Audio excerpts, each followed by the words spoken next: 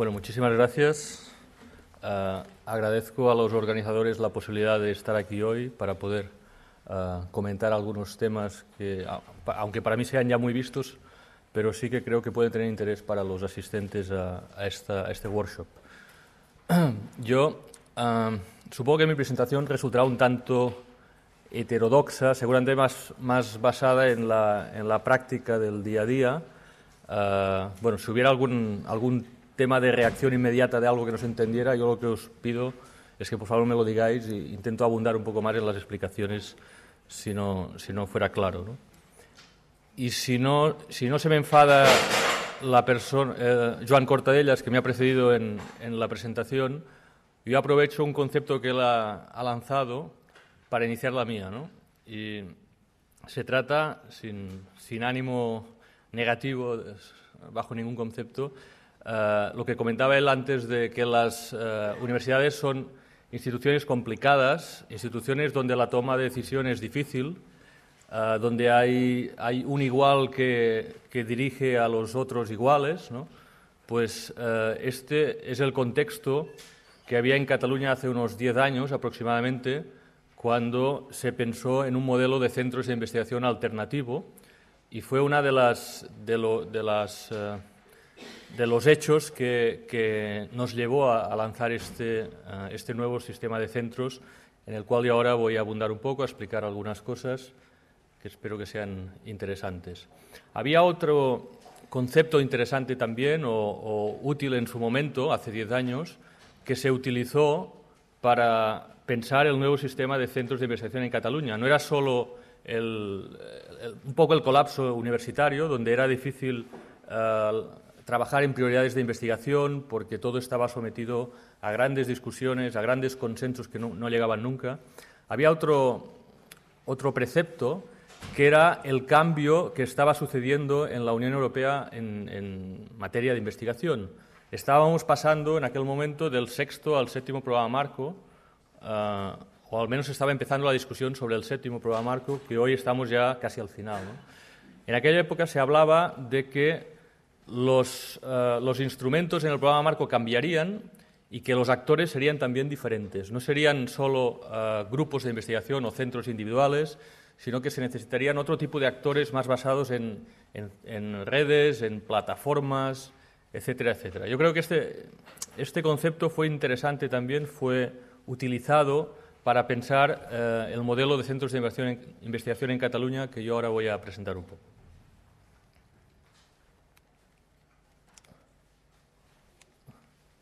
A ver si... Teóricamente es este, ¿no? No sé por qué no. En un lateral, hay que encenderlo. Ajá, estaba apagado. Muchas gracias. Perfecto. Bueno, pues estos son un poco los puntos que voy a tratar. Vamos a entrar en las entrañas de qué son los centros y sobre su parte estratégica. Por tanto, veremos una visión general de cuáles son, qué son conceptualmente, qué características tienen, una mínima reseña histórica, qué generan, qué suponen al sistema catalán, qué suponen al sistema español, europeo, mundial, y luego la parte ya más estratégica, cómo funcionamos con sus planes estratégicos, los contratos programa que se anclan en estos planes estratégicos. Luego, la evaluación de centros, otro hito interesante en nuestro sistema. Y, finalmente, algunas acciones estratégicas de sistema, de coordinación de centros, no tan individualmente en vertical cada uno de los centros, sino pensando en el sistema de centros todo junto, ¿eh? Perfecto. Esto es una lista exhaustiva, que no pretendo que nadie se la lea, de los 48 centros de investigación incluidos en el sistema CERCA. CERCA significa Centros de Recerca de Cataluña, Centros de Investigación en Cataluña. Son 48 hoy por hoy y no se crearon todos de golpe, ni mucho menos. Hay centros con tradición de 20 años, como el Centro de Recerca Matemática, ¿no?, por ejemplo, y centros que se han creado hace 3 años. Y algunos, ya creados hace tiempo, entraron al sistema CERCA hace relativamente poco. Por ejemplo, los institutos de investigación hospitalarios de Vall d'Hebron, de Bellvitge, del Clínic de Barcelona, el IDIVAPS, entraron hace muy poco en el sistema Cerca, pero ahora forman parte de él y se rigen un poco por las mismas reglas que los centros que ya había dentro en aquel momento. Algunos de conocidos de centros, los que tienen más visibilidad, podrían ser estos. Podrían ser otros también, pero algunos de ellos que pueden sonar. Pues tenemos el Centro de Regulación Genómica, el Instituto de Recerca Biomèdica de Barcelona, Institut Català d'Investigació Química en Tarragona, Institut de Ciencias Fotòniques y el Centro de Recerca en Economía Internacional. Aquí vemos algunos parámetros, no solo para ver el nombre, sino para ver cómo trabajan. ¿Cuántos investigadores ICREA tienen algunos de ellos? ¿No? Pues vemos que tienen 11, 13, 8, 10, 0, porque no todos son iguales, ¿no? Hay heterogeneidad también en la propia estructura de los centros de investigación. De esto hablaremos un poco también. A algunos no les hace falta tener ICREA. ¿Cuántas ayudas, becas ERC tienen estos centros concretamente? Pues uno tiene 5, 1, 7, 6, 5, para tener una visión de calidad en el marco europeo. ¿O cuántos proyectos europeos lideran, ¿no? Pues vemos también que las cifras son variables, pero que todos ellos tienen sus proyectos europeos. Aquí hay una gran diferencia de tamaño entre ellos, también hay que advertirlo, ¿no? Por ejemplo, el CREI, el último, el de Economía Internacional, es un centro pequeñísimo que tiene no más de 20 investigadores en su seno, ¿no? En cambio, el Centro de Regulación Genómica, pues son 300 investigadores. Son muy diferentes los parámetros de unos y otros, pero vale la pena ponerlos para ver que en diferentes campos pues son puntas de lanza que van arrastrando al resto del sistema. Reseña histórica, muy brevemente, y de ello ya he hablado un poco ahora al inicio, ¿no? Esto empezó con el conseller Mascolell hace 10 años, cuando él ya era, en su momento, consejero de Universidades de Investigación. Ahora lo es de Economía y Conocimiento, después de los años y del cambio de gobierno que ha habido entre medio. Los centros Cerca en Cataluña reciben del gobierno catalán un soporte continuado, constante, de unos 100 millones de euros al año. Esto es un poco mágico, esto no es gratuito. Esto es lo que les da confianza en seguir trabajando y en intentar obtener buenos resultados. Y lo que permite, a su vez, dedicarse a pensar planificación estratégica sobre su modo de trabajar. Vale la pena trabajar si se tiene una base de estos 100 millones de euros anuales para invertir en los centros de investigación. Y suponen un activo circulante de unos 360 millones de euros anuales. Esto ya da idea de que por cada euro que ponemos allí, lo que mueven. Por tanto, significa que son auténticas máquinas de captar fondos competitivos a nivel europeo, a nivel internacional, por supuesto, en diversas organizaciones, y también a nivel de los ministerios españoles que ofrecen ayudas competitivas de investigación. Suponen un montante global aproximado de unos 5.000 investigadores. Es una red de centros discreta, no es de las mayores que hay en Europa, ni mucho menos, ¿no?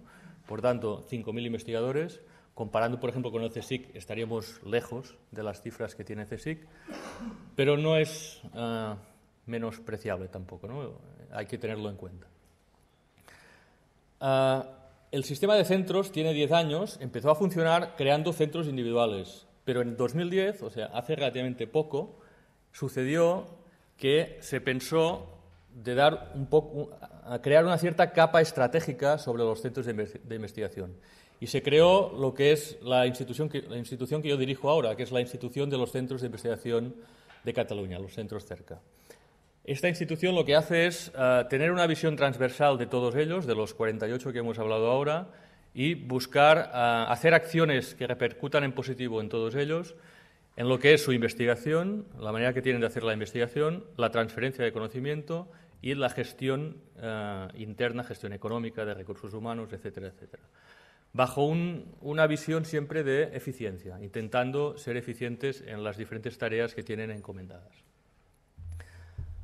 Han pasado cosas últimamente que han ayudado a conformar el sistema de centros en Cataluña. La Ley de la Ciencia Española, sin ir más lejos, aprobada en mayo de 2011, en una adicional, creo que es la 20, adicional 20, de la Ley de la Ciencia, pone que las comunidades autónomas que tienen reconocidas en sus estatutos sistemas de centros de investigación se regirán por sus propios estatutos. Por tanto, quedan exentos estos sistemas de centros de algunas de las cosas que dice la ley de la ciencia. Por tanto, indirectamente ayuda a definir sistemas de centros en el panorama nacional español, ¿no?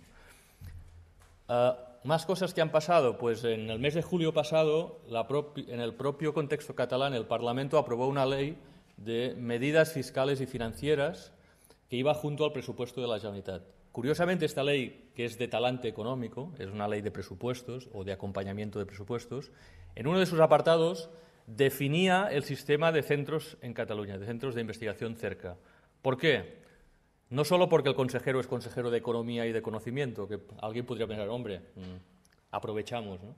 No, porque se considera que el sistema de centros de investigación en Cataluña es un motor económico de la economía catalana. Y por eso se puso expresamente en esta ley de presupuestos la definición del sistema de centros de investigación.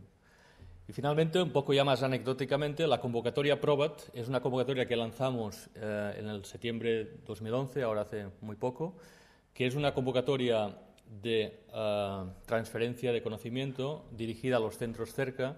Como anexo a esta convocatoria figuraba una lista de los 48 centros, porque os puedo asegurar que no ha sido fácil definir cuáles son los 48 los centros cerca que hay en Cataluña. Con que la historia es caprichosa y unos han aparecido antes, otros después, otros se han anexado, hasta que no apareció esta convocatoria en septiembre de 2011, ahora hace muy poco, no tuvimos la lista exacta de los que el gobierno catalán considera centros de investigación de la red cerca.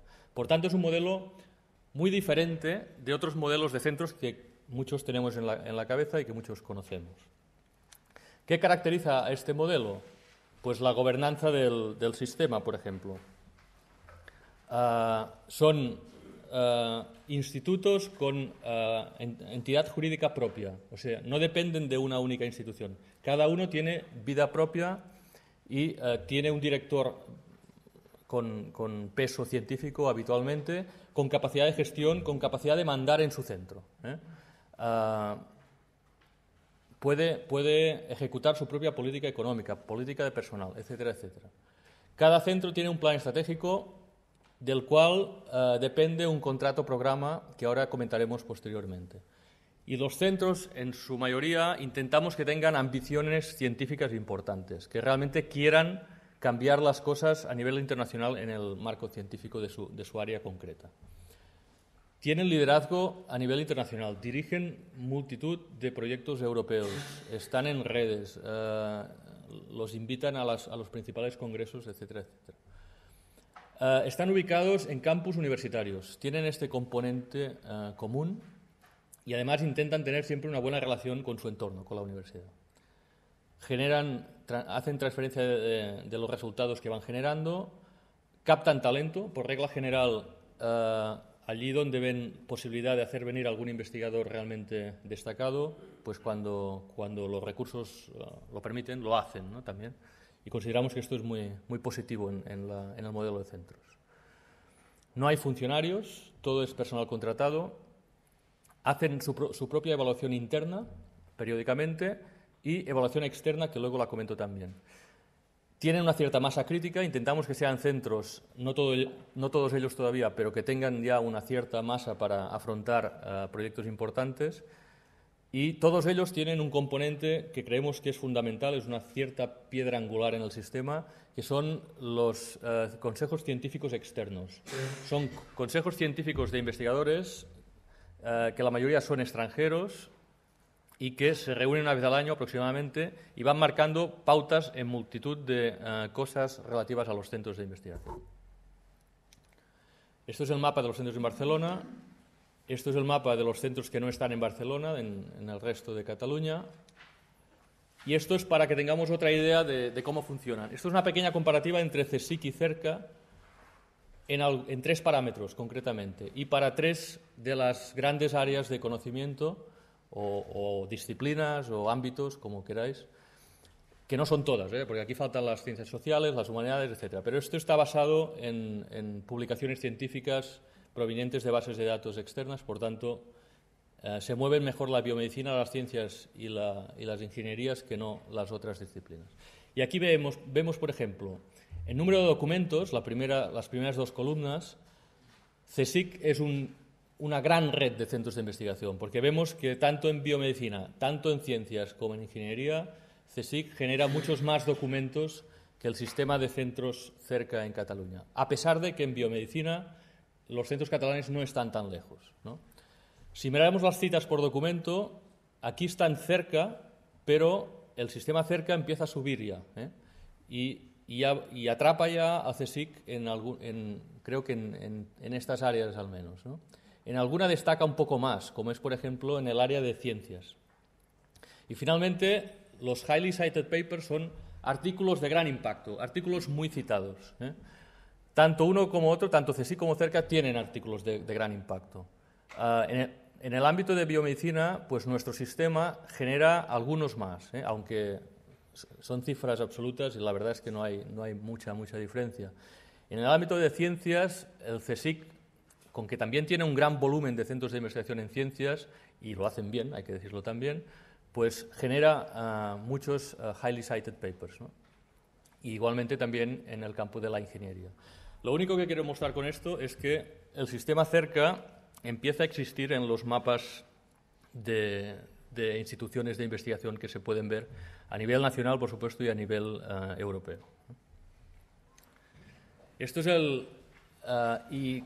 y gran parte de lo que hacen los centros catalanes se nota en el cómputo general del mordisco que hace Cataluña respecto a la Unión Europea, que es un 3% en publicaciones científicas, y al mundo, que es un 0,89%. Hay una gran participación de los centros catalanes.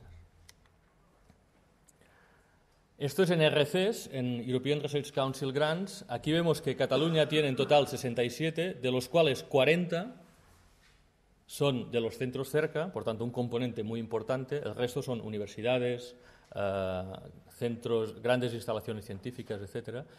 Respecto también al resto de España, que en total son 62. Por tanto, aquí las proporciones de este tipo de ayudas, que son muy significativas, pues son destacables, ¿no? Y otro tipo de ayudas que paso muy rápidamente, que es el Proof of Concept del ERC, pues recientemente, el 14 de octubre de 2011, se resolvieron y a nivel español hubo uno, ¿no? Y este era de Romain Quidan, que está en el Instituto de Fotónica de los centros cerca. Por tanto, estos centros intentan estar en la cresta de la ola de la ciencia de su área temática correspondiente. Severo Ochoa, todos conocemos bien la experiencia muy reciente. Los tres de arriba están entre los que han obtenido la distinción, la ayuda Severo Ochoa, el de Fotónica, el IRB de temas biomédicos y el CREI, que es el de Economía Internacional, dentro del marco de lo que es la Barcelona Graduate School of Economics. Y los de abajo eran también finalistas. Entre los 20 finalistas que había, pues había los 3 de arriba más los 5 de abajo, 8 centros cerca en total. No me entretengo con esto. Sobre planes estratégicos y actuaciones estratégicas en los centros de investigación. Cada uno de nuestros centros tiene un plan estratégico entre 4 y 6 años de duración. No responden a un modelo único que se genera desde la Generalitat, sino que parten un poco desde su propia idiosincrasia como centro cada uno de ellos, ¿no? Son planes estratégicos que van orientados a obtener, como decía antes, eficiencia en las 3 ramas, ¿no? En la investigación, en la gestión y en la transferencia de conocimiento. La estructura típica de los planes estratégicos de los centros de la Generalitat o los centros cerca, pues son, como hemos visto antes, ¿no? Pues que tienen cada uno de ellos su misión, se analiza las debilidades, las fortalezas, las oportunidades con un DAFO también, habitualmente, y se intenta posicionarlos a nivel internacional. No todos son idénticos, pero esto es una estructura estándar que podríamos decir que tienen los planes estratégicos de los centros cerca. Se analizan los ámbitos de investigación donde están trabajando, donde quieren trabajar. Se analiza la organización de personal e infraestructuras también, la presente y la futura necesaria para hacer frente a los hitos que hay que conseguir. Se marcan los objetivos estratégicos y, importante, como se comentaba antes, ¿no?, se mira cómo alcanzar estos objetivos estratégicos, actuaciones previstas o la programación que hay que desarrollar para llegar a estos hitos estratégicos determinados como objetivos, ¿no? Y finalmente, cada uno de estos planes estratégicos tiene unos criterios de autoevaluación que forman parte del documento y que, bueno, hay que seguir y hay que utilizar para ver cómo se desarrolla el plan estratégico a lo largo de los años. Los planes estratégicos se desarrollan en base a lo que he comentado antes, a los comités científicos externos que se reúnen una vez al año. Pues ellos ayudan a conformar estos planes estratégicos juntamente con la dirección del centro y con los directores de programa o los jefes de programa del propio centro. Todos ellos generan un documento donde participamos también como Generalitat de Cataluña, porque una parte de la financiación que reciben los centros viene de la Generalitat y tenemos que saber, pues, cómo se gasta nuestro dinero, si estamos de acuerdo en lo que se gasta. Tenemos que hacer confluir los intereses de todo el mundo en el documento de plan estratégico. Y así lo hacemos, ¿eh? De cada plan estratégico depende o se engancha un contrato programa. Esta es la parte que palpamos. El plan estratégico tal vez sea más abstracto, es un texto que leemos o es un PowerPoint que se aguanta, pues, con el proyector. Pero lo que realmente notamos son los contratos programa. Tienen la misma duración en principio que los planes estratégicos y es la aplicación, ¿eh? Cada año se hace el seguimiento del contrato programa, que lo que hace es ejecutar una parte del plan estratégico correspondiente a aquel año concreto. ¿Y qué pasa? Pues sencillamente que cuando se reúne la comisión de seguimiento de contrato programa, se reúne por un lado el director del centro, el gerente y quien quiera del centro que haga falta que venga a defender sus argumentos, y por otro lado está la parte financiadora de la Generalitat, que es la Dirección General de Investigación, y por otra parte estamos nosotros como institución cerca, que tenemos la visión más transversal de sistema. Pues en estas reuniones hacemos un seguimiento de una serie de indicadores que ahora mostraré un poco cómo son, muy rápidamente, y vamos valorando cómo el centro está ejecutando sus políticas internas para llegar a estos diferentes valores de indicadores, ¿no?, a los objetivos que podemos transportar del plan estratégico. Hay una peculiaridad que es lo que yo llamo la zanahoria, ¿no?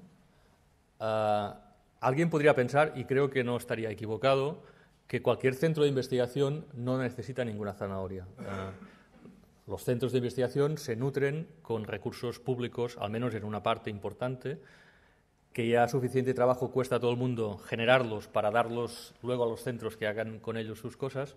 Por tanto, no necesitarían zanahoria. Pero la práctica nos lleva a pensar y a ver que es estimulante que haya esta zanahoria.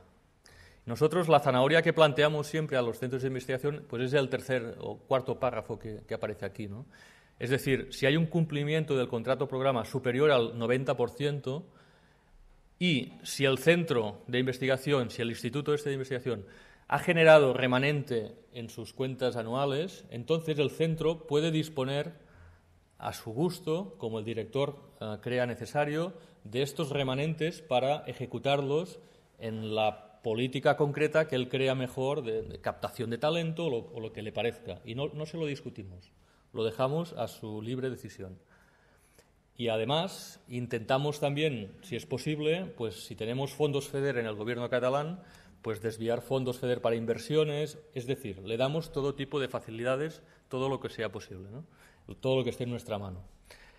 Y cuando no es así, estamos hablando de ejercicios plurianuales, por tanto tampoco no vamos a castigar al centro. Sencillamente lo que hacemos es que si hay remanentes, nosotros decidimos como gobierno en qué se gastan estos remanentes, dentro de una lógica, claro, o sencillamente a veces se han retirado los remanentes y se han reubicado en el gobierno catalán para otros temas de investigación, o invertimos lo que nos parece a nosotros, sin tener tanto en cuenta en aquel caso los propios posicionamientos del director del centro.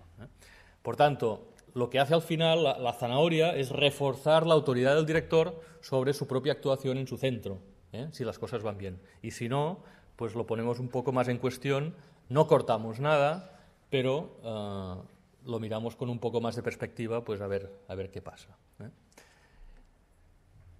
Esto no es fácil en los tiempos que corren, porque los contratos programa estipulaban una serie de compromisos económicos del gobierno hacia los centros y algunos están desarrollados desde 2007, 2008 y desde 2008 hasta ahora pues las cosas han cambiado mucho. Ello nos lleva a que a veces los compromisos económicos del gobierno catalán pues tiemblan un poco porque no se pueden cumplir, porque no hay suficiente cash para ubicarlo en los centros de investigación. Y hemos tenido que hacer pues recortes del 5% o en algún caso del 10%, sin que nos guste hacerlo, pero ha habido que hacerlo porque no llegamos a más. Y ello contrasta con el buen desarrollo de la actividad de los centros en algunos casos, que lo hacen bien y les tenemos que recortar el dinero que les damos. Ello supone que tenemos que explicar muy bien todas estas decisiones que vamos tomando. Y la crisis global, que no afecta solo a nuestro sector, sino a todas partes, ayuda a que se entienda bien.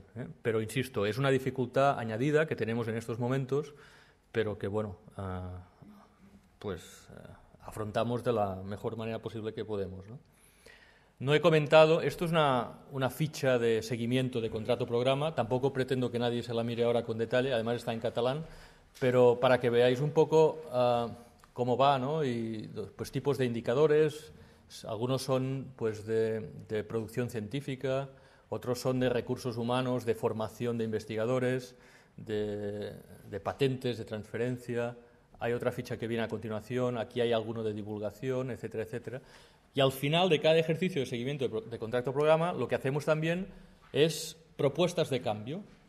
Si un indicador concreto ya lo hemos sobrepasado con creces, pues deja de ser un indicador válido. Lo cambiamos la cuantificación que tenía, etcétera, etcétera. Y esto lo hacemos año a año. Por tanto, año a año nos adaptamos a nuevas situaciones, ¿no? Y si un centro se mostró demasiado ambicioso en consensuar un indicador con nosotros pues, y no ha llegado y no llegará el año que viene tampoco, pues también lo cambiamos a la baja, ¿no? O sea, hacemos un poco de análisis año a año de cada uno de los centros y con ello resituamos y creemos que esto es bastante útil. Hasta ahora hemos visto a nivel estratégico lo que era el uno contra uno mismo. Me explico, es el progreso de un centro respecto a lo que en el mismo centro se había estipulado, ¿no? Pero hay otro tipo de actividad estratégica que es la evaluación de los centros y es a nivel global de lo que se puede hacer comparando un centro con otro o un centro con los que son como él de fuera, ¿no? Y esto es la evaluación de centros de investigación. Nosotros tenemos obligación por ley, desde julio pasado, en los próximos 2 años evaluar a todos los centros de investigación cerca y a partir de allí hacerlo periódicamente cada 4 o 5 años. ¿Qué vamos a evaluar? Empezaremos a hacerlo con mucha intensidad en 2012. ¿Qué vamos a evaluar de los diferentes centros? Pues el cumplimiento de su misión, básicamente. Creemos que esto es fundamental, ¿no? Si un centro expresaba en sus estatutos que su misión era estar entre los 10 mejores del mundo, pues vamos a evaluar eso, a ver cómo ha salido. Por tanto, miraremos el concepto general del centro, su plan estratégico, globalmente cómo está funcionando.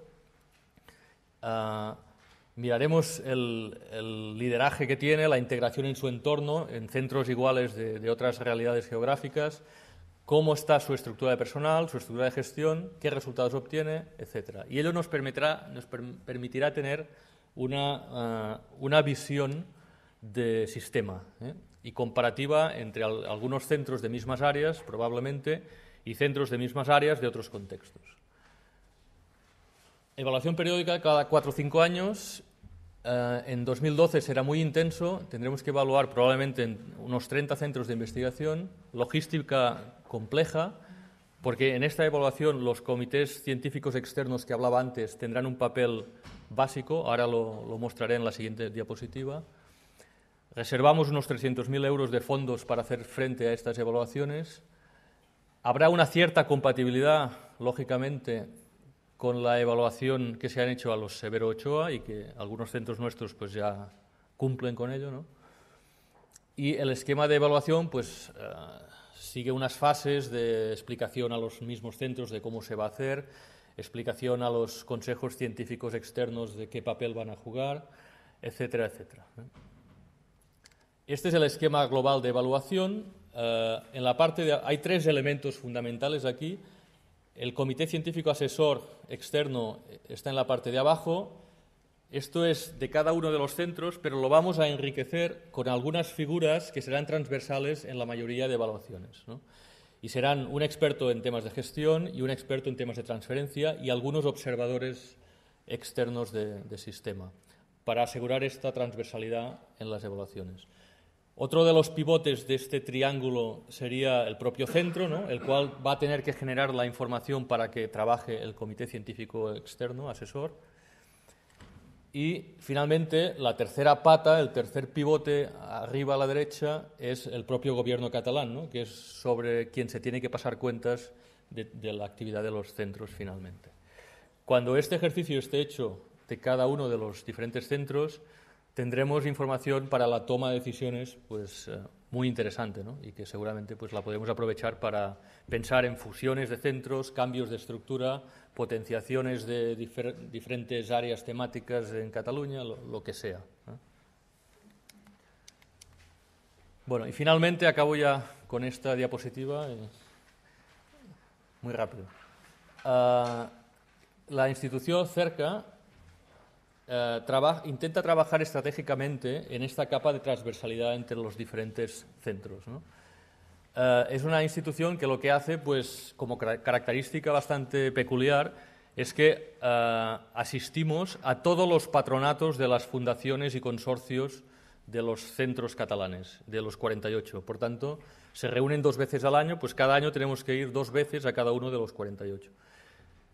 Participamos o bien como patrones, o bien como secretarios del centro, o bien como invitados, da igual, ¿eh? La forma es lo de menos. Pero la gracia de ello es que tenemos el pulso tomado al sistema, es decir, vemos lo que está pasando en un centro biomédico en un sitio y en otro sitio y podemos trazar complicidades, podemos pensar en futuro, podemos inventarnos acciones a desarrollar y esto nos da una cierta capacidad de proponer acciones que algunas de ellas creo sinceramente que tienen este carácter estratégico, ¿no?